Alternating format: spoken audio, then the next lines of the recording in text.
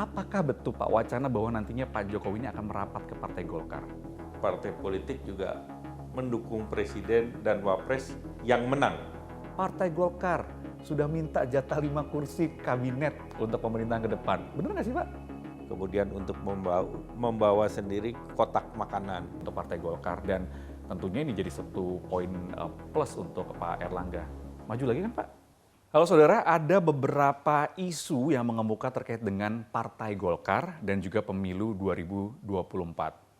Yang mengemuka seperti misalnya adanya permintaan Partai Golkar meminta jatah 5 kursi menteri untuk ke pemerintah selanjutnya. Ada juga yang mengemuka terkait dengan Presiden Joko Widodo yang diwacanakan akan merapat ke Partai Golkar dan mengenakan jas warna kuning. Karena beberapa kali sudah ada kode-kode dari Pak Jokowi. Tapi apakah betul isu-isu ini mengemuka ada dasarnya atau hanya omong kosong belaka? Nah ini harus dikonfirmasi dan mengkonfirmasinya langsung saya akan mengkonfirmasi kepada Ketua Umum Partai Golkar Bapak Erlangga Hartarto. Pak Erlangga, Ya. sehat Pak? Alhamdulillah sehat, terima kasih. Kalau saya bilang sih harusnya sehat dan juga bahagia ya Pak. Karena saya harus mengucapkan selamat kepada Bapak Ketua Umum Partai Golkar. Golkar sudah ditetapkan menjadi partai dengan perolehan suara nomor 2 untuk pemilu 2024. 15% ya Pak? 15% dan angka meningkat, pilihannya suara rakyatnya nambah 6 juta. Betul. Dari 17 jadi 23 juta. Rebound dari 12% di pemilu yang kemarin sekarang jadi 15%, luar biasa capaiannya. Kalau dilihat dari 5 tahun pemilu terakhir sempat stagnan ya Pak di 3 pemilu ya, 12%-an. Kalau menurut Bapak, keberhasilan Partai Golkar bisa rebound dari 12 ke 15 ini apa kuncinya? Ya, pertama persiapan dari Partai Golkar itu panjang. Dan kedua, Golkar meyakini dengan sistem proporsional terbuka itu Partai Golkar bisa suaranya meningkat. Nah, tentu kita ingat di awal tahun pemilu itu ada wacana untuk dirubah dari proporsional terbuka menjadi tertutup. Nah, tentu ini semua adalah persiapan yang sudah disiapkan jauh hari sebelumnya. Dan Partai Golkar juga sudah menyiapkan caleg-calegnya untuk maju dari 3 tahun yang lalu dan juga mempersiapkan calon kepala daerah yang akan maju di pemilu nanti di bulan November. Itu sebagian besar kita wajibkan untuk maju, untuk masuk ke DPR juga. Sehingga kita bisa ngetes kemampuan suara, elektabilitas, dan sekaligus menjadi vote getter di dapil masing-masing. Oke, tapi dengan capaian ini bisa dikatakan puaskah? Ya, tentunya berterima kasih kepada masyarakat Indonesia yang sudah mempercayakan kepada Partai Golkar. Tapi sesuai target nggak sih Pak? Targetnya berapa waktu itu? Target kita sehari, 2 hari sebelum pemilu, kita sudah punya kirka ya, dengan menggunakan berbagai instrumen daripada lembaga survei di masing-masing daerah yang berbeda-beda. Angka kursi kita antara 102 sampai 104. Dan kalau per hari ini hitungannya 102. Jadi kira-kira sesuai dengan target. Jadi sesuai dengan target ya.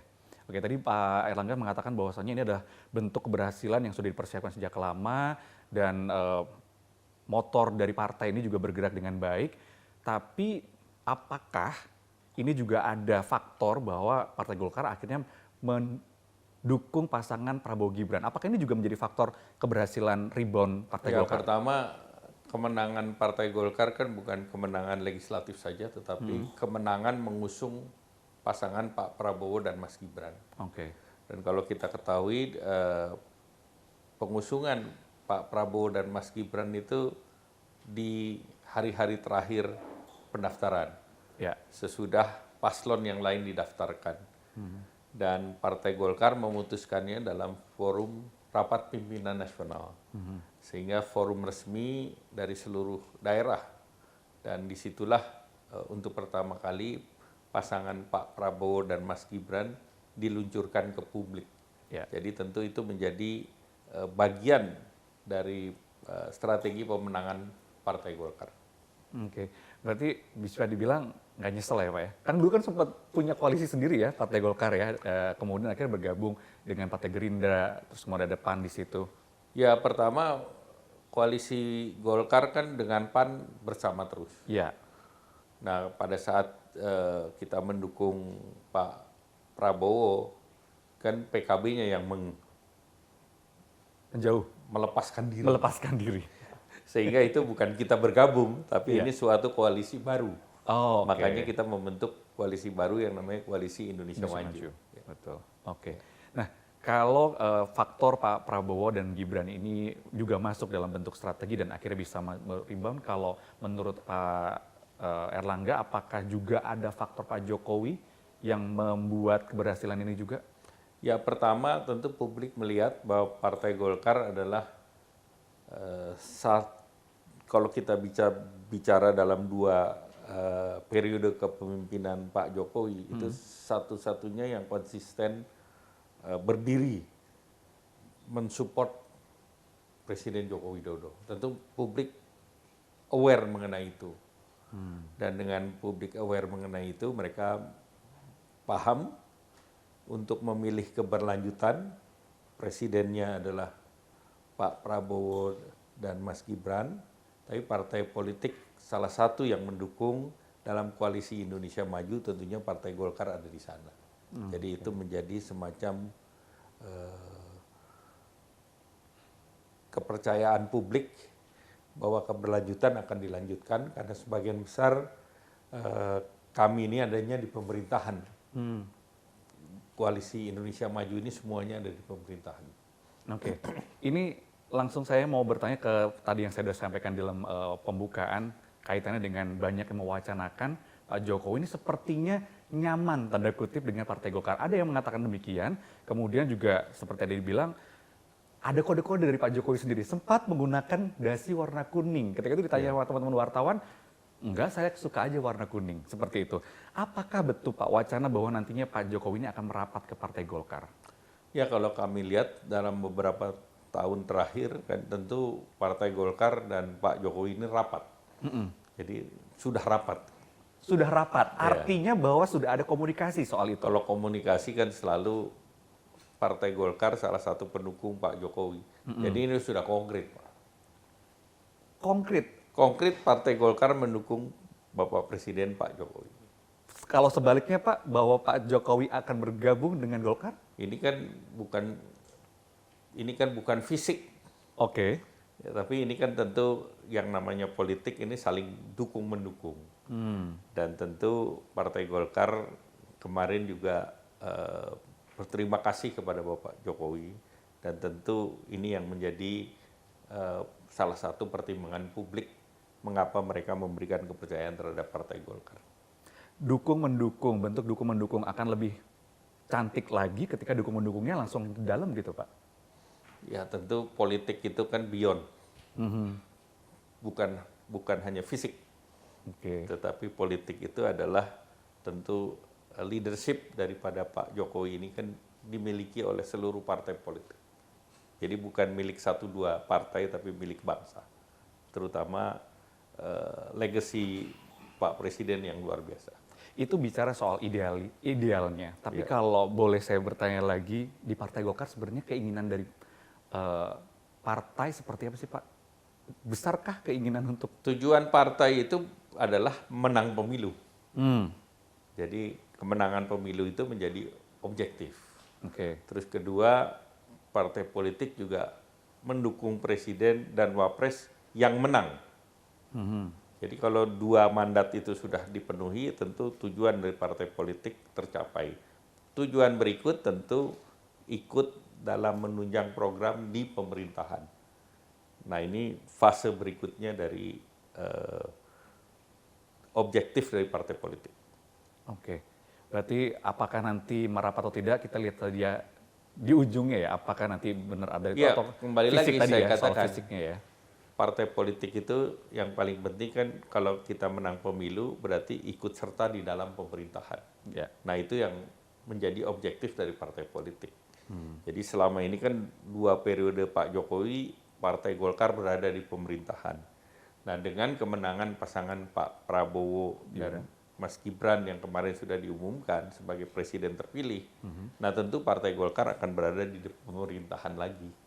Nah itu yang menjadi tujuan daripada Partai Golkar yang isinya karya kekaryaan atau isinya adalah agen daripada pembangunan.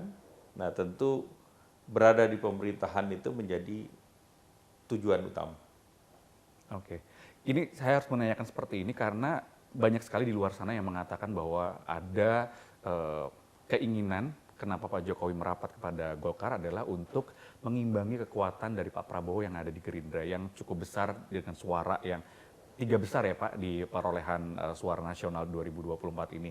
Jadi dia mengatakan bahwa Pak Jokowi ya sepertinya akan nyaman dengan Golkar itu untuk tadi mengimbangi kekuatan Pak Prabowo yang ada di Gerindra. Ya, dengan jumlah partai politik di masuk DPR 8 sekarang, 8 partai atau hari ini ada 9, koalisi itu merupakan jaminan untuk pemerintahan itu berjalan dengan baik, koalisi dengan DPR.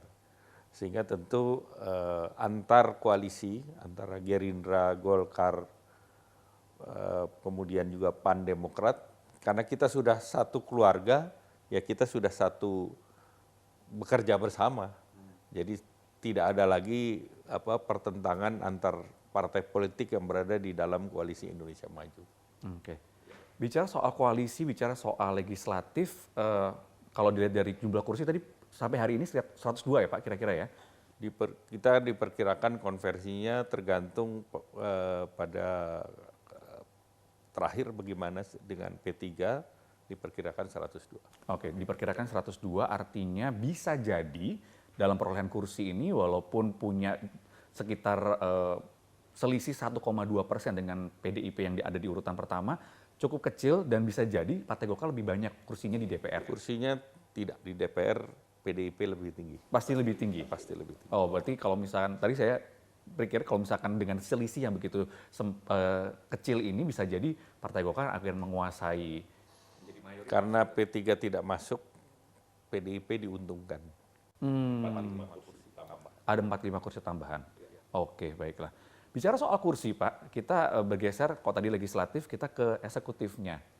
Yang tadi saya juga sempat bicarakan di awal, ada yang mengemukakan bahwa Partai Golkar sudah minta jatah 5 kursi kabinet untuk pemerintahan ke depan. Benar nggak sih Pak?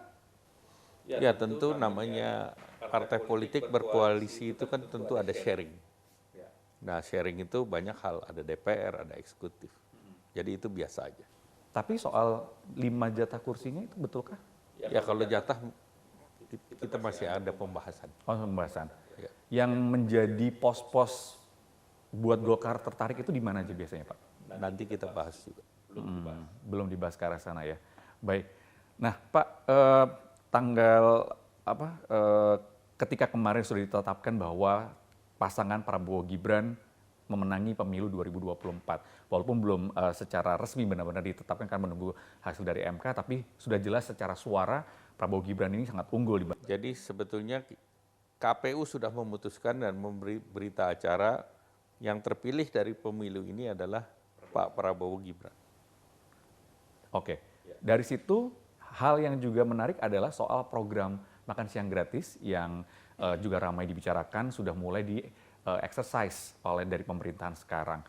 Yang Bapak lihat seperti apa sih Pak mekanismenya nanti kalau untuk? Mekanisme ini kan masih dalam pembahasan, karena tentu kalau bicara mengenai makan siang ada pembahasan dalam APBN. Nah tentu dari Bappenas yang harus membuat perencanaan, kemudian juga dengan penganggaran di Kementerian Keuangan, dan ini tentu akan dibahas bersama DPR. Jadi prosesnya masih panjang. Tapi sudah ada pembahasan itu ya? Pembahasan itu kan nanti, sudah ini ditetapkan oleh KPU kemarin, nah itu mulai pembahasan ke depan. Mulai pembahasan ke depan. Dan kemarin kalau nggak salah sempat ada juga mengadakan uji coba ya di Banten, itu hasilnya seperti apa Pak? Ya kalau simulasi di Banten kan karena salah satu bupati di Banten mengundang simulasi yang sudah dilakukan di sekolah. Itu salah satu sekolah percontohan yang sudah membuat program sekolah, higienis sekolah, sanitasi, kemudian juga dia punya kantin sudah siap. Nah itu mereka mencoba untuk melakukan simulasi. Dan simulasinya itu baik karena melibatkan UMKM dari sekitar sekolah, kemudian juga anak-anak sekolah di sana sudah mengurangi waste plastik dengan membawa tumbler sendiri untuk minum, kemudian untuk membawa sendiri kotak makanan, sehingga dia tinggal ngambil aja dari kantin, sudah disediakan, tetapi tidak ada waste, apakah itu plastik, apakah itu kotak, sehingga dengan demikian itu menjadi sebuah contoh yang menarik. Oke, karena mungkin juga sekolahnya sudah siap itu ya sistemnya ya, sehingga akhirnya ketika diterapkan di situ juga bagus gitu ya Pak ya. Pak Erlangga sebagai di tugas saat ini juga Pak Erlangga juga sebagai Menteri Perekonomian yang juga pasti ngurusin soal anggaran-anggaran itu ya Pak, penyusunan seperti itu. Kalau Bapak melihat dari anggaran yang ada dari 5 tahun terakhir di kementerian di pemerintahan Pak Jokowi, kemudian nanti akan ada program makan siang gratis yang akan diusung oleh Pak Prabowo Gibran ini, berkaca pada kemampuan anggaran pemerintah Indonesia, itu seperti apa sih Pak? Ya tentu semua program kan harus di plotting terhadap pendapatan negara, kemudian juga dalam alokasi-alokasi, apakah itu alokasi pendidikan, kemudian alokasi kesehatan. Nah ini banyak kantong-kantong yang bisa dimanfaatkan untuk itu. Apakah akan khusus satu ke pendidikan karena ini menyangkut untuk anak-anak? Ya nanti tentu akan dibahas secara detail nanti, karena selain untuk pendidikan kan ada untuk kesehatan, untuk ibu hamil maupun balita. Oke, tadi Bapak sempat mengatakan bahwasannya yang di Tangerang itu menggandeng UMKM ya untuk menyediakan seperti ini. Kalau Bapak melihatnya itu suatu contoh yang baik atau satu ide baik untuk kedepannya atau mendingan dengan pihak ketiga? Kalau misalkan melihat dari contoh uji coba Ya simulasi tentu itu. kita lihat sekolah itu tidak sama dengan pabrik. Kalau pabrik kan biasa kasih makan, ada yang melalui kantin, melalui catering dan sebagainya. Ya, Tetapi kalau sekolah kan harus ada penanggung jawab terhadap kesehatan anak-anak murid. Jangan sampai makanannya nggak tepat, gizinya tidak tepat. Sehingga tentu penanggung jawabnya adalah kepala sekolah. Nah tinggal mekanismenya bagaimana kepala sekolah itu ada kenyamanan terhadap ekosistem dari UMKM sekitar. Karena diharapkan program ini juga mempunyai multiplier terhadap UMKM. jadi bukan pihak ketiga seperti yang tadi contohnya pabrik-pabrik itu ya Pak ya? Ya, saya katakan antara sekolah dan pabrik itu dua hal yang berbeda. Jadi kebutuhannya berbeda. Oke. Pak, kita bergeser ke soal Munas nih Pak, yang rencananya Desember Pak ya? Munas Desember. Jadi ya Pak, Desember ya? Bukan jadi, memang kewajibannya 5 tahun Kewajibannya sekali. oke. Desember. Karena sempat ada wacana bahwa dipercepat seperti itu, tidak ada ya? Tidak ada wacana. Tidak ada. Oke. Soal kemarin hasil yang sudah diumumkan oleh KPU ini kan satu hal yang bisa dikatakan kebanggaan ya untuk Partai Golkar, dan tentunya ini jadi satu poin plus untuk Pak Erlangga. Maju lagi kan Pak? Kemarin beberapa daerah di Bali sudah meminta untuk maju kembali. Sudah diminta. Kalau dari Pak Erlangganya? Kita tunggu Munas Desember. Nggak mau dibacain ini Pak. Dari Pak Erlangga hatinya seperti apa? Dia mau nggak nih? Belum ada Pak? Atau baru Bali saja yang udah mengemukakan seperti itu? Nanti kita bahas di Bali. Oke, soal Munas ini tentunya kemarin sempat disebut Pak Bambang Susatyo sempat menyebut ada 4 nama, salah satunya emang Pak Erlangga gitu. Kalau nama-nama lain ini dari catatan saya sempat ada nama Pak Bahlil, Pak Agus Gumiwang dan juga Pak Bamsud sendiri gitu. Kalau Bapak melihat dari nama-nama yang mungkin saja akan maju untuk Munas, seperti apa Pak? Bapak melihat persaingannya gitu Pak? Ya, tanyakan kepada Bambang Susatyo. Kalau dari seorang Pak Erlangga melihat kandidat-kandidat lain sebagai pesaing akan seperti apa Pak? Ya itu tuh rekan-rekan Bapak Ya sendiri juga tentu gitu ya? kita lihat di Munas nanti. Di Munas nanti ya. Tidak ada sesuatu yang akan mengejutkan mungkin yang akan Bapak siapkan? Nggak ada yang Nggak ada ya. Oke. Ketika Munas ini akan digulirkan gitu ya di tahun 2024 ini, pernah membahas ini dengan partai koalisi yang lain mungkin untuk bicara Enggak, soal kalau Munas kan internal internal partai, saja ya. jadi tidak kita bahas dengan koalisi. Jadi tidak ada hubungan sama sekali dengan ini ya.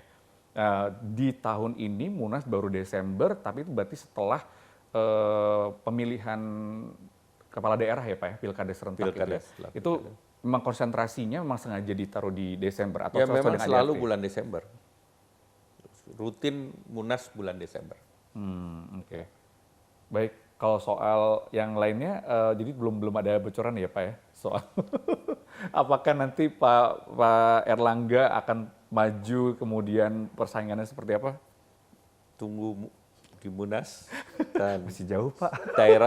Ya makanya, Oh, gitu. nanyanya kepagian. Oh, baik kalau gitu. Oke, kalau gitu saya mau ke soal ini juga, kembali ke soal pemilu yang juga sedang ramai. Hari ini akhirnya didaftarkan juga Pak keberatan dari paslon lain 01 yang saya tahu sudah mendaftarkan soal keberatan kepada MK.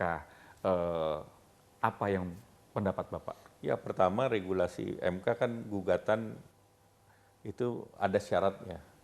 Yaitu syaratnya perbedaan suara itu kira-kira 2%.